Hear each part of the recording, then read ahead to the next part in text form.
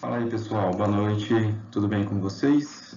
Vamos dar continuidade à nossa disciplina de semiologia, né? Semiologia de pequenos.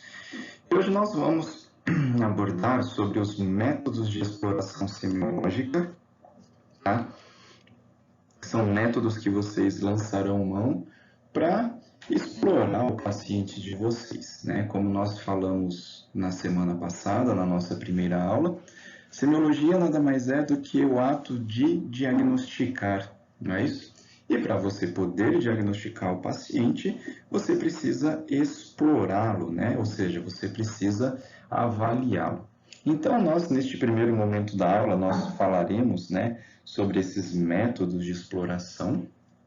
E, no segundo momento da nossa aula de hoje, nós falaremos sobre o exame clínico em si, tá? Como que nós deveremos proceder para realizar o exame clínico no nosso paciente, ok? Então, vamos ver quais são esses métodos de exploração semiológica e como que nós podemos realizar a exploração clínica, né? O exame clínico do nosso paciente.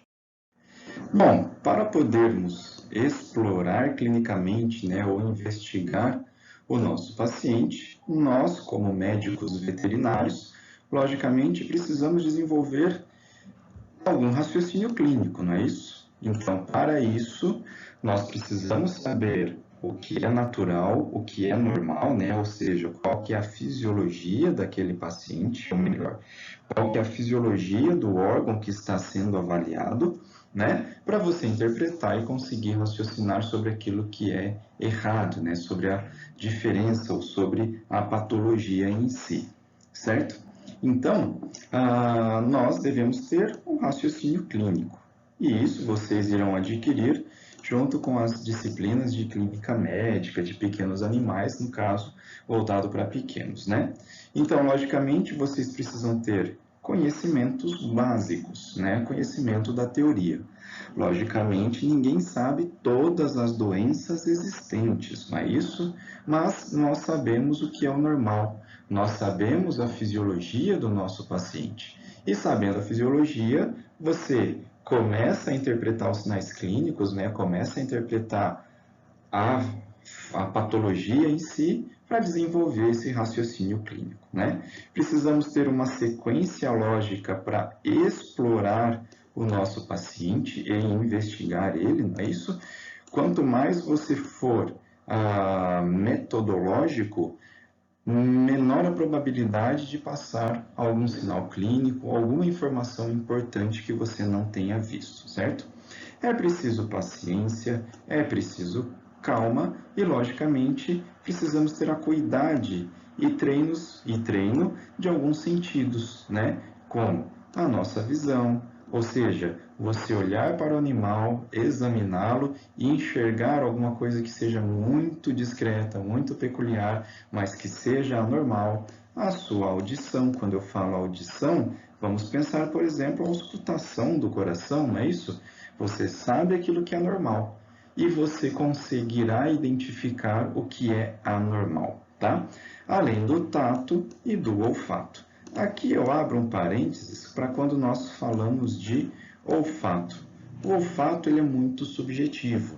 Aquele odor que para mim é um odor extremamente desagradável, extremamente fétido, digamos assim, para vocês ou para outra pessoa, esse odor pode não ser tão repugnante igual é para mim, tá? Então nós precisamos seguir uma sequência, nós precisamos ter calma, ter paciência e treinar esses sentidos, né? Logicamente, quando nós falamos da visão, não é isso? Você precisa enxergar, né? Você precisa observar e ver aquilo que está de diferente no animal. Vamos pensar da seguinte maneira: o animal está com um monte de pintinhas vermelhas pelo abdômen, né?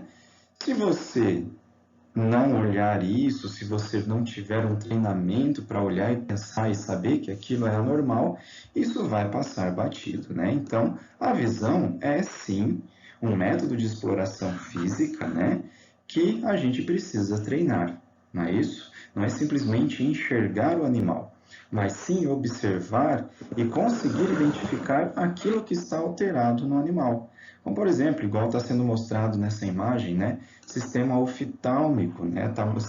O médico veterinário, o examinador, está olhando externamente este globo ocular, certo? Em procura de manchas, em procura de algum defeito anatômico, então isso precisa também ser treinado.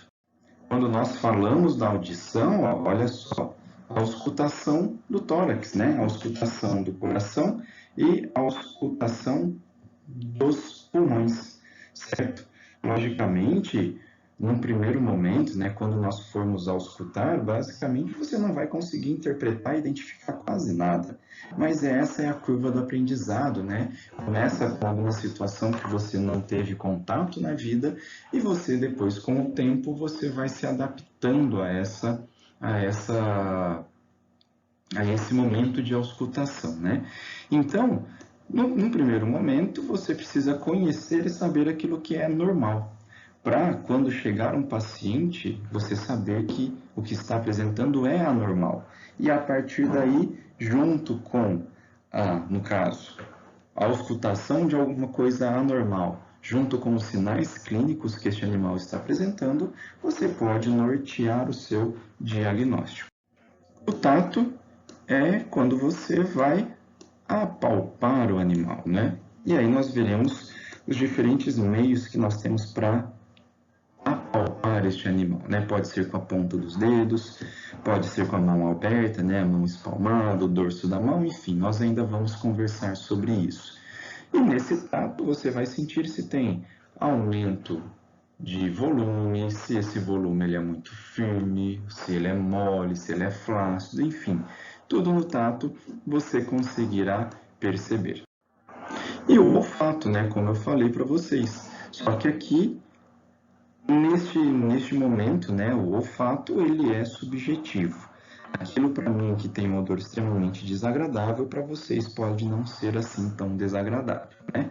Enfim, porém, temos diversas situações, né, como por exemplo, pense naquele animal que apresenta uma miíase, que apresenta uma putrefação de pele e uma colonização por larvas nessa pele, né? Logicamente, este odor, ele é repugnante para todos, né? Assim como o odor de uma diarreia sanguinolenta, né? Que todo mundo chama, nossa, tá com cheiro de parvovirose, né? Nessa diarreia, mas simplesmente é uma diarreia sanguinolenta. Tá? Então, o nosso olfato ele também deve ser treinado. E como que a gente treina isso? Simplesmente com estágios, praticando e na nossa rotina clínica também. E aqui alguns materiais que vocês vão precisar para fazer essa investigação, né? Essa exploração clínica.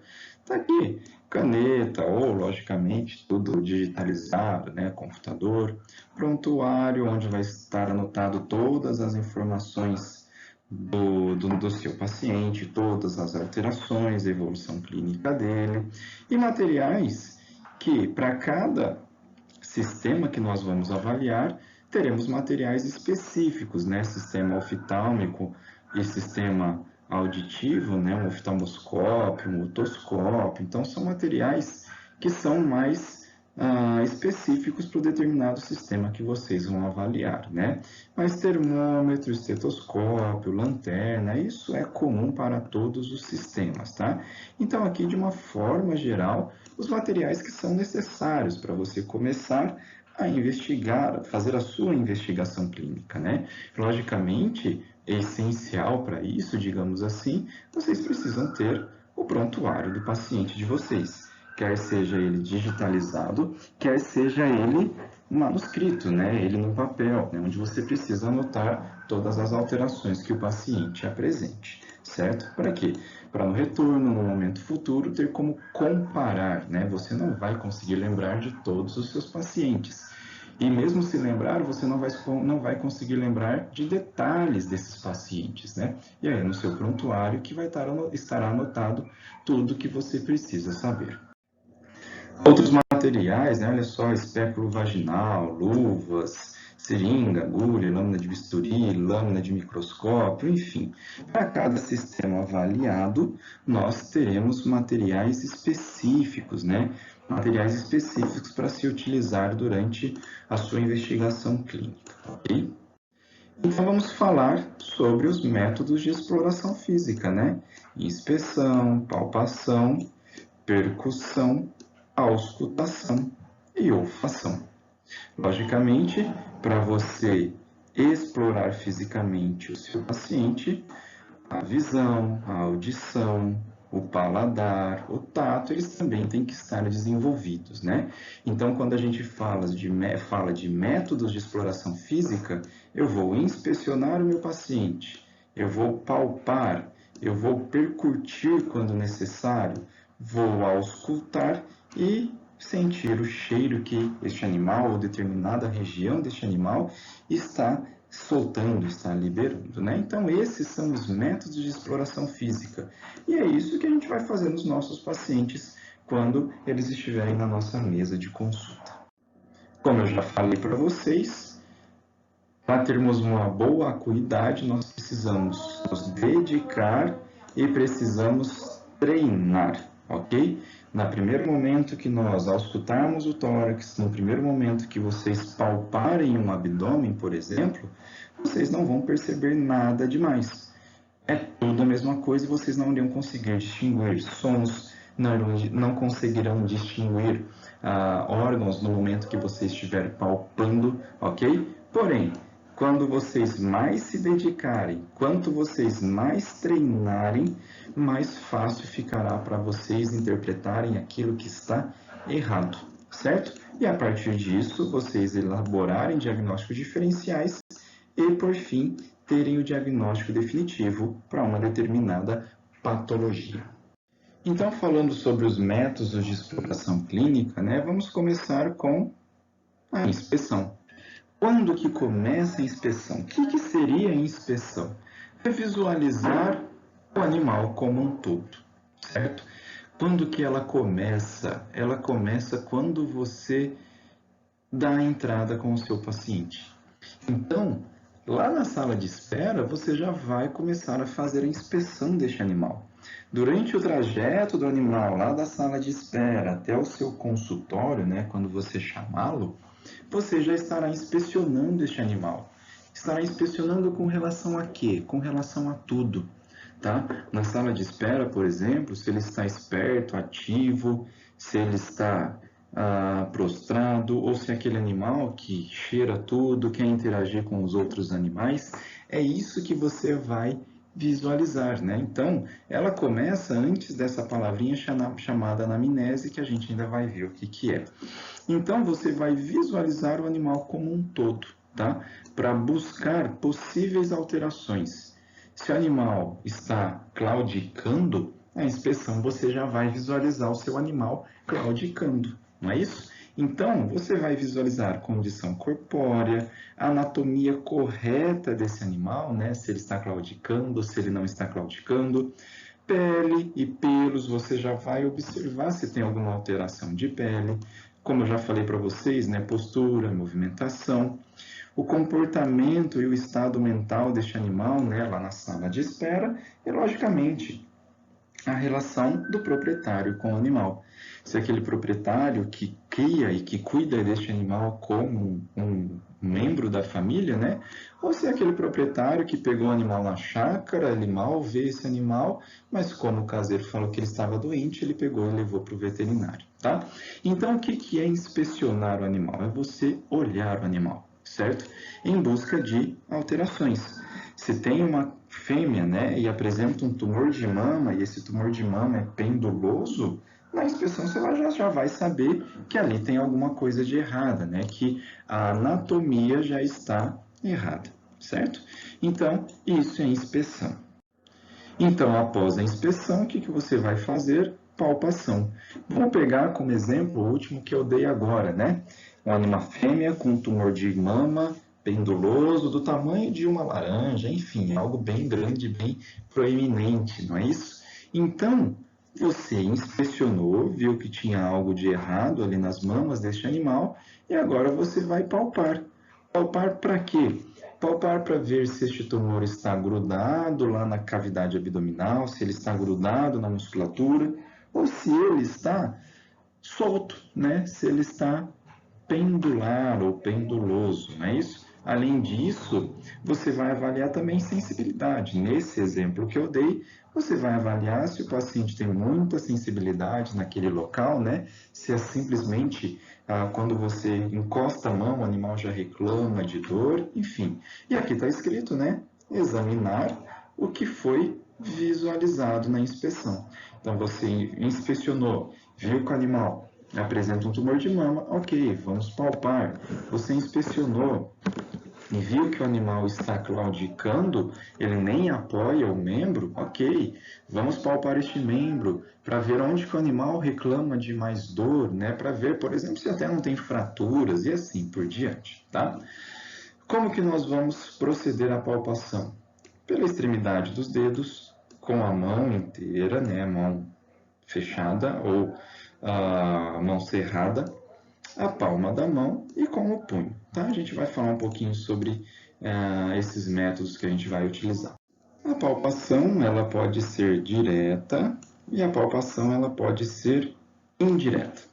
Como assim uma palpação direta e uma palpação indireta? Bom, palpação indireta para aqueles locais inacessíveis. Vamos pensar, por exemplo, fígado, rins, né? Você não está palpando o órgão diretamente, então você está palpando indiretamente. Então, para os órgãos localizados lá nas nossas cavidades. Então, isso é uma palpação indireta. Já a palpação direta, pense naquele tumor de mama. Você está palpando o tumor, não é isso? Então, isso é uma palpação direta. Vai detectar as alterações de espessura, textura, sensibilidade, consistência e temperatura. Pelo simples fato de você colocar a mão neste tumor, você já vai perceber se a temperatura está maior ou menor do que o normal. Não é isso? Você já vai perceber se o animal apresenta sensibilidade dolorosa, tá? Você já vai perceber a consistência, se é uma consistência firme, se é uma consistência flácida, ok? Então, isso seria uma palpação direta. E a palpação, ela pode ser assim, ó, uma mão espalmada, que é uma mão espalmada, né? Quando você abre totalmente a mão. E isso nós utilizamos para palpar o abdômen, tá? Quando nós realizarmos as nossas práticas, nós faremos isso, tá? Ponta dos dedos, né? Quando vocês vão utilizar apenas a ponta dos dedos, por exemplo, para avaliar os órgãos internos, fígado, estômago, alças intestinais, tá? O dorso da mão, provavelmente a mãe ou a avó de vocês já fizeram isso com vocês. Colocou o dorso da mão sobre a testa de vocês para ver a temperatura, né? Para, de uma forma empírica, avaliar a sua temperatura corporal, né? Quando nós falamos da palma da mão, que é diferente da mão espalmada, né? Para ver se tem líquido dentro de alguma cavidade ou se tem ar dentro de um tecido, por exemplo. E impressão digital, né? Dígito, a pressão do dígito, você pega e como se você fosse colocar sua impressão digital em algum local, né? Você vai e coloca faz essa pressão com o dígito, né? Por exemplo, nisso daqui, ó, que é o que a gente chama de sinal de Godet positivo, que indica que eu tenho presença de líquido, né, no subcutâneo. Então, significa que algum problema de drenagem da linfa, né, drenagem venosa, também está acontecendo, tá? Então, olha só, aqui a gente já começa a pensar da seguinte maneira: eu sei que isso daqui está normal, ok? Eu sei que se eu fizer essa impressão digital, né, ou esse dígito pressão, não pode ficar desse jeito, né? Faz isso com você, aperta, pega o seu indicador e aperta a sua pele e solta. Não vai ficar marcado igual está marcado nessa imagem, ok? Se está marcado nessa imagem, significa que eu tenho edema, extravasamento de líquido intersticial. Bom, agora a gente já começa a desenvolver um raciocínio clínico, né? Por que que este líquido está preso, né? Está parado no subcutâneo, ok? Bom, eu tenho que lembrar das dinâmicas de fluido, pressão hidrostática e pressão oncótica. Então, nessa situação, Ou o nosso paciente pode estar apresentando uma hipoalbuminemia e, consequentemente, uma diminuição de pressão oncótica, ou a drenagem desse sangue está obstruída, fazendo com que esse sangue fique retido nas partes inferiores. Enfim, são diversos eventos que vão levar a essa situação, tá? E aí a gente começa a desenvolver o nosso raciocínio clínico. E aí na palpação nós vamos indicar o que nós estamos palpando, né? Qual é a consistência do tecido que está sendo palpado? Se eu tenho extravasamento de ar para o subcutâneo, nós chamamos que este local está crepitante, né? Que eu tenho ar ou tenho gás. Vamos pensar da seguinte maneira: o animal foi, brigou na rua e agora ele apresenta ar no subcutâneo na região do pescoço.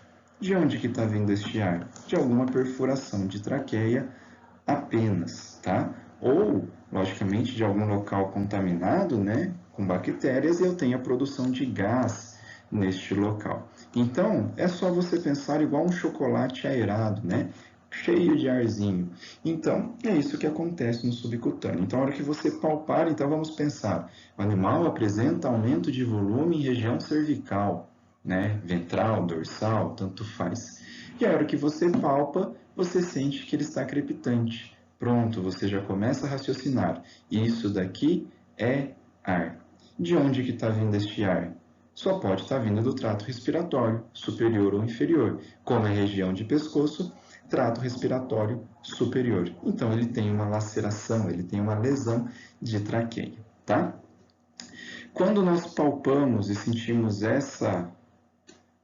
esse tipo, né, uma flutuação, é só você pensar em encher uma bexiga de água e você palpar essa bexiga, né? Você vai sentir algo flutuante, que é o que acontece quando eu tenho ascite, por exemplo, né? Então, numa ascite, no momento da palpação, você vai sentir essa flutuação, tá? Palpação firme, né, de consistência firme, como por exemplo ossos. Alguns tumores também podem ser firmes, tá? Consistência macia na palpação é os tecidos normais, tecido adiposo, tecido muscular, tá? E uma consistência pastosa é quando eu tenho edema, igual a gente viu naquela imagem lá atrás, né? O pé todo inchado, e aí essa é uma consistência pastosa. Por que que eu preciso entender todas essas denominações? Porque isso você vai colocar no prontuário do seu paciente. Animal apresenta aumento de volume em região cervical. Pronto, isso eu inspecionei, eu consegui visualizar. Agora eu vou palpar. Na palpação dessa região cervical, a consistência ela é crepitante. Pronto, então você já sabe que tem gás ou tem ar neste local. E aí você já vai começar a raciocinar o motivo desse ar estar localizado naquela região, ok? E aí você começa a fechar ou nortear o seu diagnóstico.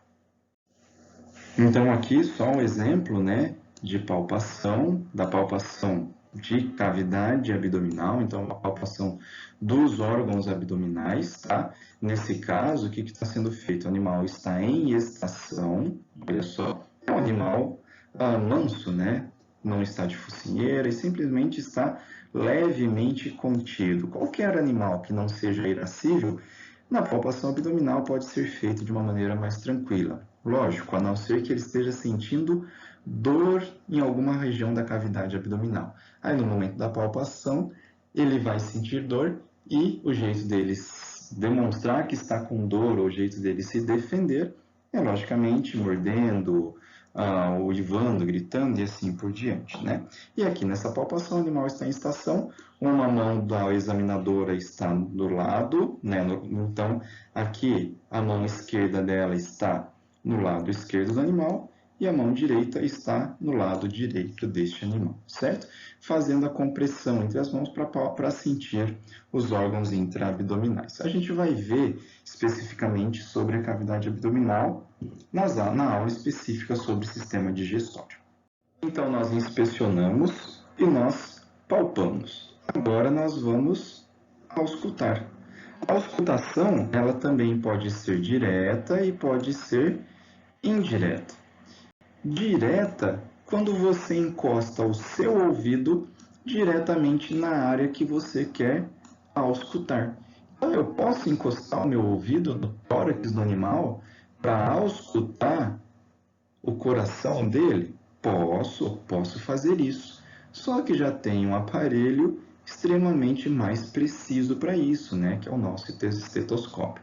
Mas nós temos esse método de auscultação direta, que é onde eu encosto meu ouvido na área a ser auscultada. Logicamente, a gente não utiliza tanto isso na nossa rotina clínica, tá? A auscultação mais utilizada é a auscultação indireta, que é feita através de aparelhos, como o estetoscópio, como o Doppler, que nada mais é um microfone que você coloca nas artérias do animal ou em alguma artéria do animal, e aí você vai auscultar o fluxo sanguíneo passando por essa artéria. Logicamente, precisamos de silêncio para fazer uma boa auscultação, tá? A auscultação de tórax, a gente vai ver na aula específica sobre sistema cardiovascular, tá?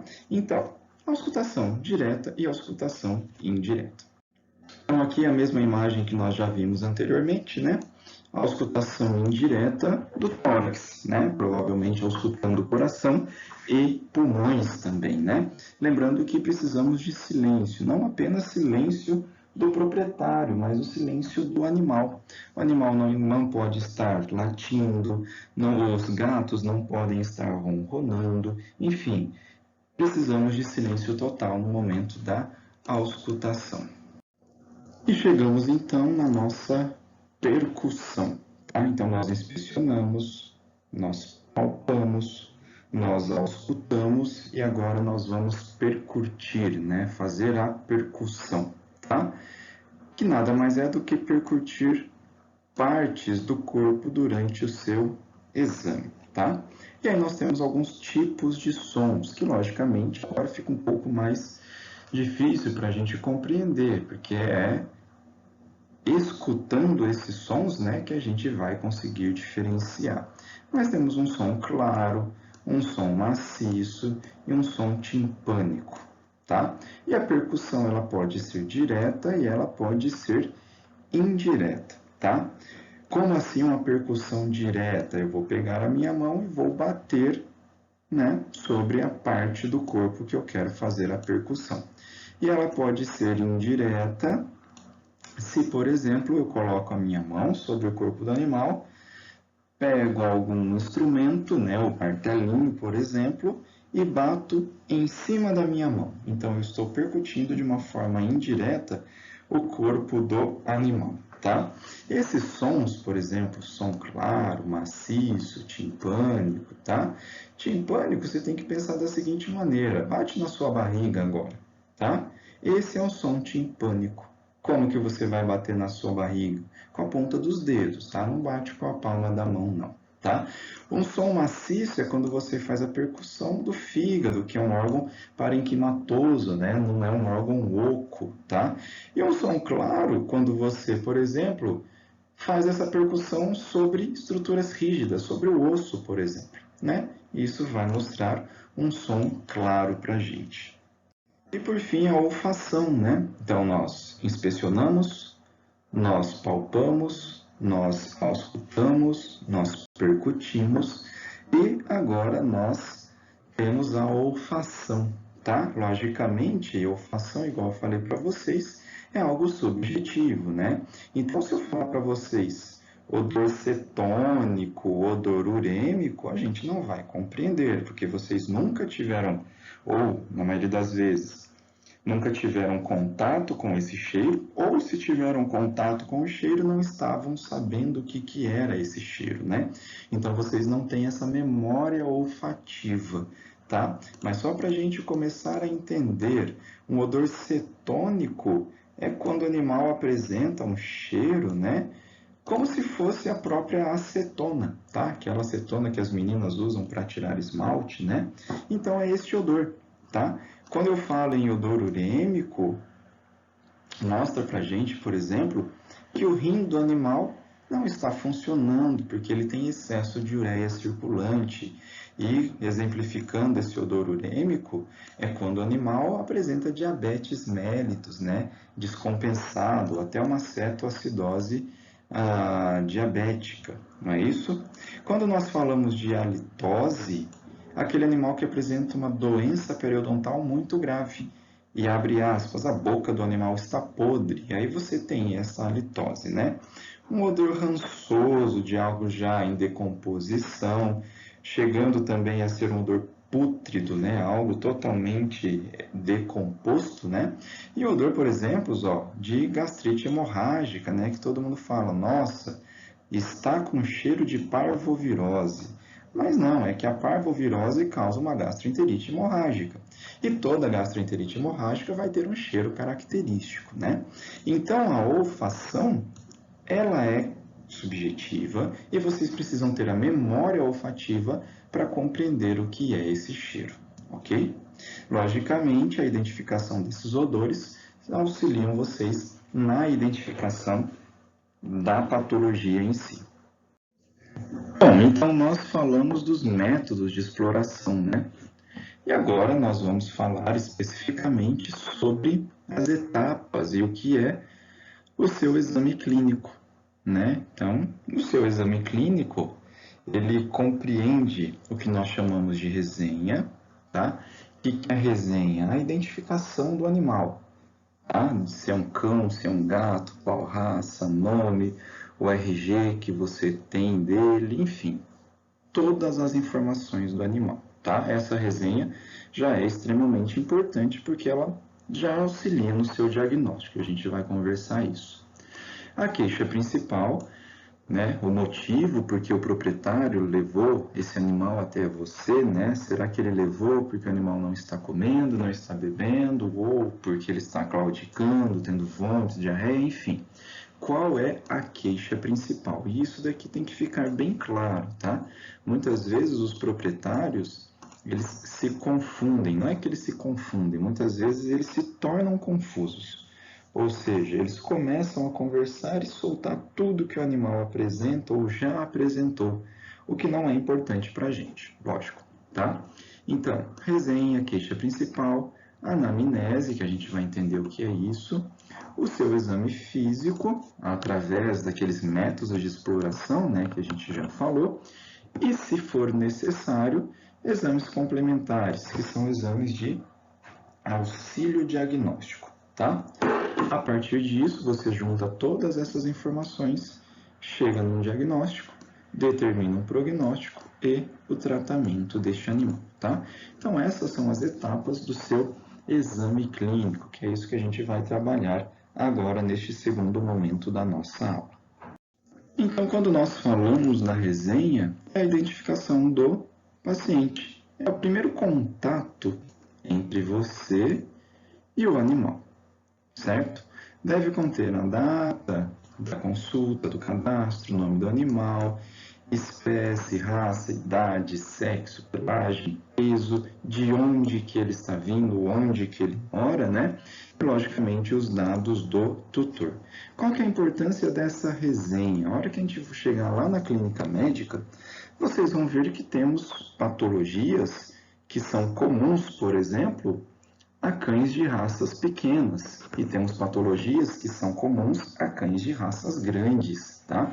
Então, a hora que você vê que é um cão, logicamente, que é um cão de raça grande apresentando determinado sinal clínico, você já começa a pensar e a raciocinar sobre o seu diagnóstico, né? Quando nós falamos de procedência, onde ele mora, né? Qual que é o local onde ele habita, ok. Mas será que é um animal que veio de outra região? Por exemplo, uma região que é endêmica de leishmaniose, se bem que as nossas regiões aqui são todas endêmicas para leishmaniose, né? Mas então vamos pensar na dirofilariose, que é o verminho do coração, que temos presente no litoral, não é isso? Então, será que esse animal veio do litoral?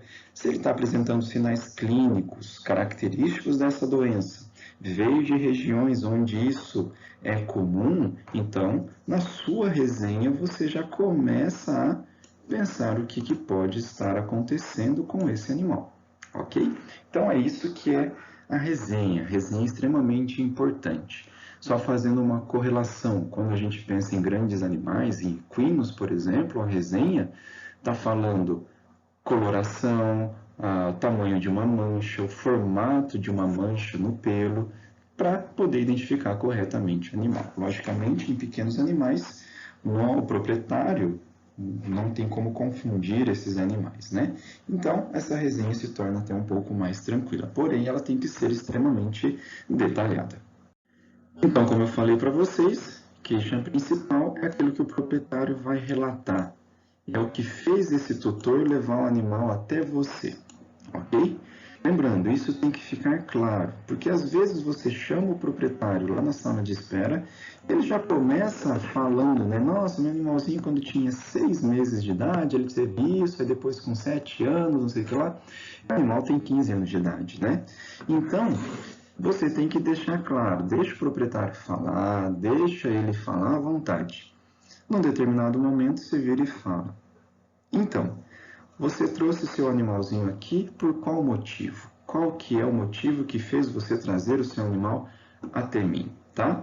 Então, tá aqui alguns exemplos: vômito, diarreia, tosse, falta de apetite, falta de ar, cansaço fácil, enfim.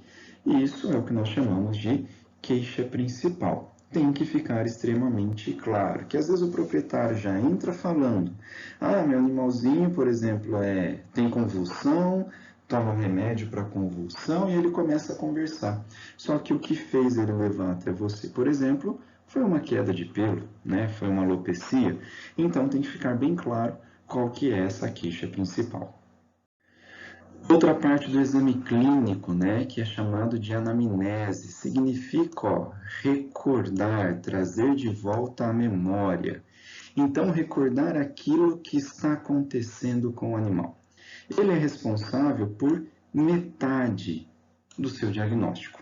Então, 50% você vai diagnosticar apenas 50% dos seus casos, né, dos seus pacientes, você vai diagnosticar apenas com anamnese. Logicamente, se ela for bem feita. E para isso você precisa ter paciência.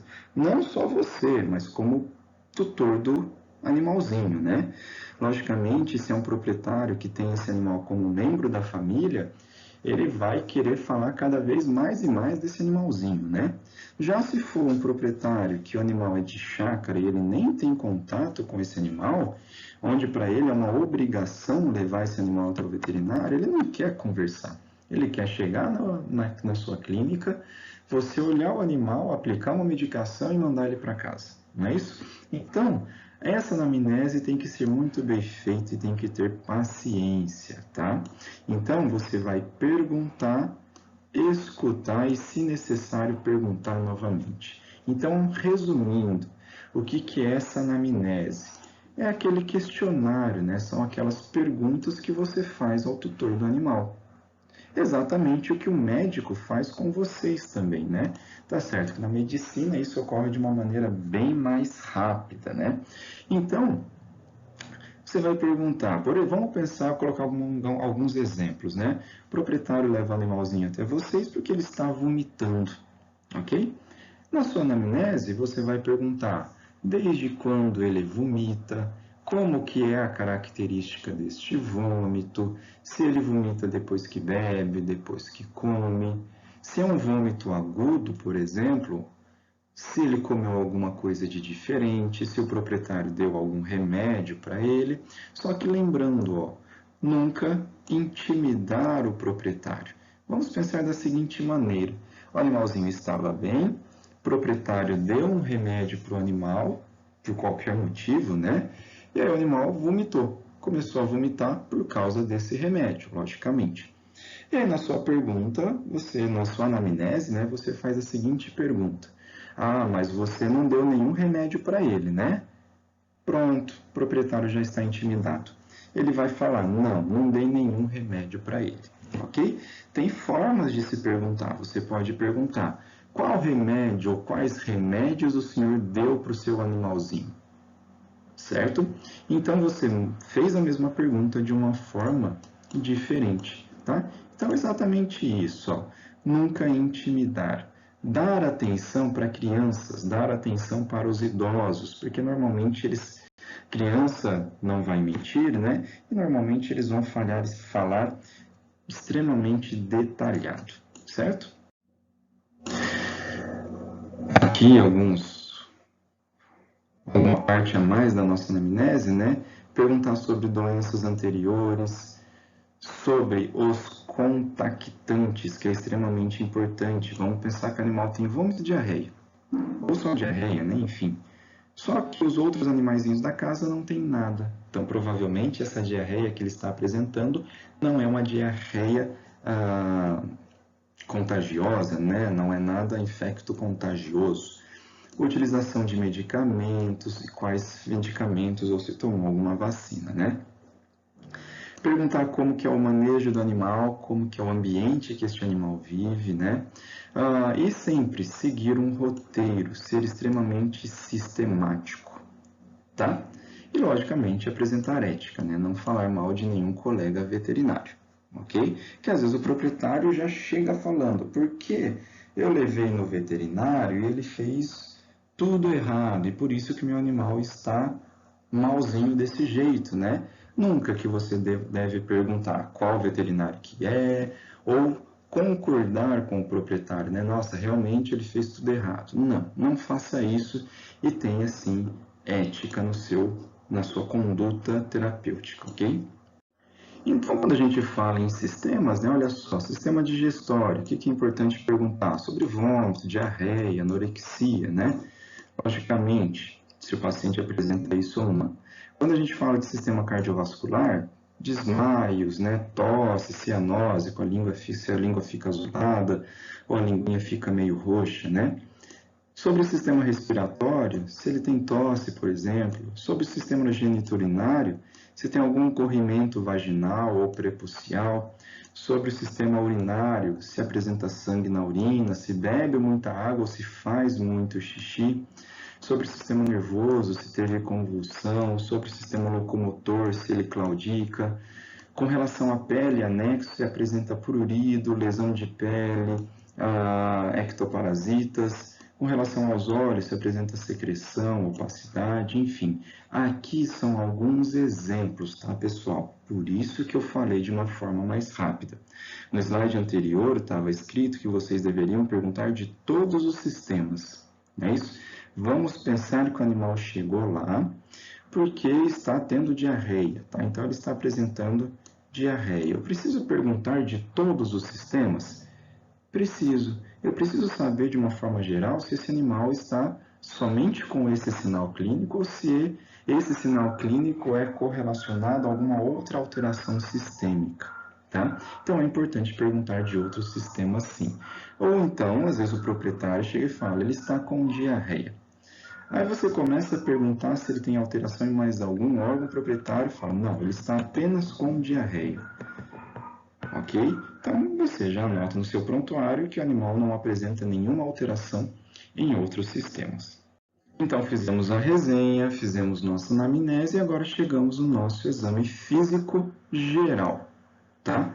Porque nós teremos exame físico também específico para os determinados órgãos, ou melhor, para os determinados sistemas, né? Sistema digestório, geniturinário, reprodutor, cardíaco, respiratório e assim por diante, tá? Nós estamos falando agora apenas de sistema geral, o exame físico geral, onde de uma forma geral eu vou avaliar todos os sistemas desse animal, tá? Então, vou ver o peso dele, temperatura corpórea, frequência cardíaca e frequência respiratória. Aqui eu não estou dando atenção ainda aos sons cardíacos, ok? Eu estou avaliando apenas frequência cardíaca, tá? Pulsação, coloração de mucosas e hidratação. Então, como que a gente vai fazer esse exame físico geral? Eu começo sempre da cabeça e vou até a cauda. Como que eu faço, então? Lá na cabeça, o que eu vou ver? Coloração de mucosa oral, mucosa ocular, fazer o TPC, ok? Bom, vi esses parâmetros, o que eu vou fazer agora? Auscultar para ver frequência cardíaca e frequência respiratória. Enquanto eu ausculto, eu sinto a pulsação lá na artéria femoral, né, na parte medial da coxa, ok? Fiz isso, avalio a hidratação, puxo a pele do animal para ver se o turgor cutâneo está correto ou não. E, por fim, o que eu vou fazer? Aferir a temperatura deste animal. Pronto, eu fiz o meu exame físico geral.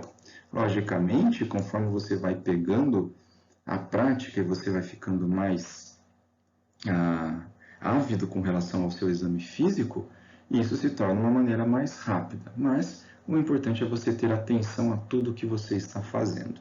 E após fazer o seu exame físico geral, aí você parte para o exame físico específico relacionado à problemática, né? Relacionado à queixa principal que o proprietário vem falando para vocês. Vamos imaginar novamente que o animal apresenta diarreia. Você vai fazer o exame físico geral e a partir daí, então, você vai fazer o exame físico voltado para o sistema digestório. Vamos pensar que o animal tem tosse. De novo, você vai fazer a avaliação geral deste animal e aí depois você vai para a parte cardiológica, para a parte respiratória, que é o exame físico específico, ok? E por fim, se necessário, os exames complementares. O que são esses exames complementares? São exames de auxílio diagnóstico. Exemplos, olha só, hemograma está aqui, urinálise está aqui, raio-x, raspado de pele, ultrassonografia, e assim por diante, né? Então está aqui, ó, punção, citologia, biópsia, os exames laboratoriais. O que eu quero deixar claro para vocês é que tudo isso é exame de auxílio diagnóstico, ok? Sempre vai ser feito após a anamnese e o seu exame físico geral e específico. A partir daí, você faz os exames complementares. Então, se o animal apresenta tosse e falta de ar, você ausculta, tem crepitação pulmonar e tem um pouco de sopro no coração. Ok, então agora a gente vai fazer um raio-x torácico, vai fazer um eletrocardiograma, um ecocardiograma. Tudo isso é exames de auxílio diagnóstico, são exames complementares, tá? Chega um animalzinho que está com febre, não está comendo, faz todo o exame físico geral, todo o exame físico específico e aí, se necessário, coleta material para exames laboratoriais, tá? Então, isso é a última parte do seu exame clínico, tá? Não deve ser feita primeira parte, ou seja, você está no banho e tosa, alguém fala para você que tem um animalzinho doente, e você fala, coleta o sangue dele que depois eu vejo. Não, não é assim. Primeiro você examina o seu animal, se for necessário, você pede os exames de auxílio diagnóstico. E lembrando, né, para um bom atendimento ou para uma boa consulta, precisa dessa interação do médico veterinário, ou seja, do seu papel, do tutor do animal e do animal, logicamente. Se o proprietário ou tutor do animal esconder informações de você, logicamente você vai conseguir descobrir sim, mas vai demorar um pouco mais, tá? Então, esse é o objetivo da nossa aula de hoje, sabermos quais são os métodos que nós vamos utilizar para avaliarmos o nosso paciente e para sabermos também como que é feito o exame clínico, né? Esse exame clínico geral. A partir da próxima aula, nós faremos o nosso exame clínico específico para os diferentes sistemas, ok? Então é isso, pessoal. Espero que tenham gostado da aula. Façam as anotações, anotem as dúvidas e vamos conversar e bater um papo, esclarecer essas dúvidas, ok? Grande abraço e até a próxima.